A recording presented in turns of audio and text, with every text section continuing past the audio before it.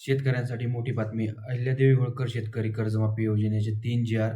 17 जून 2026 रोजी जारी करण्यात आले आहेत. आता मुख्यमंत्री स्वतः या योजनेवर लक्ष ठेवणार आहेत.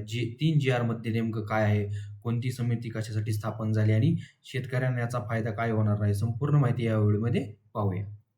नमस्कार मित्रांनो, टेक संवाद या चॅनलवरती आपले स्वागत आहे. राज्य सरकारने 2 जून 2026 रोजी अहिल्यादेवी होळकर शेतकरी कर्जमुक्ती योजना जाहीर केली होती.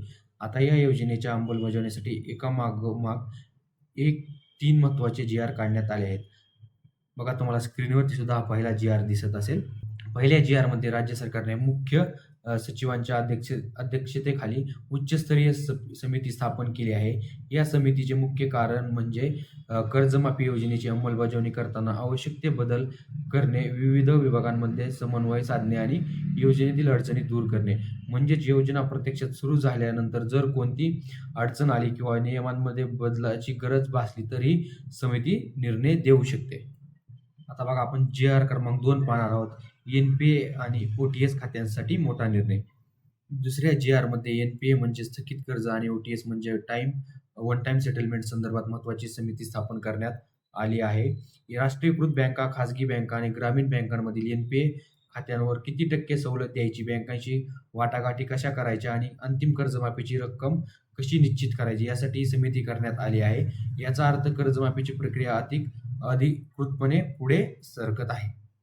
आता येतो सर्वात मोठा आणि महत्त्वाचा जी.आर. म्हणजे जी.आर. क्रमांक 3. बघा, तुम्हाला स्क्रीनवरती 3ऱ्या नंबरचा जी.आर. सुद्धा दिसत असेल.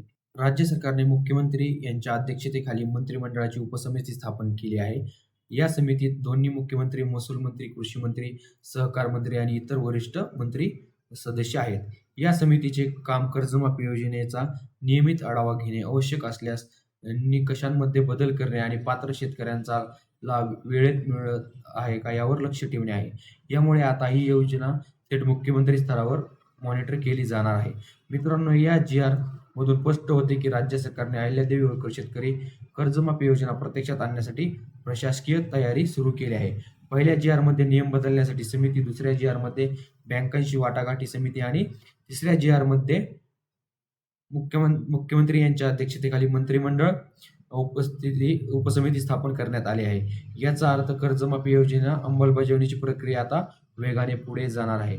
बघा, आज काही आपण पाहिले आहे ते सर्व 3 जी.आर. बद्दल माहिती घेतली आहे. व्हिडिओ आवडला असेल तर व्हिडिओला लाईक, शेअर नक्की करा आणि चॅनलला सबस्क्राईब करायला विसरू नका. धन्यवाद.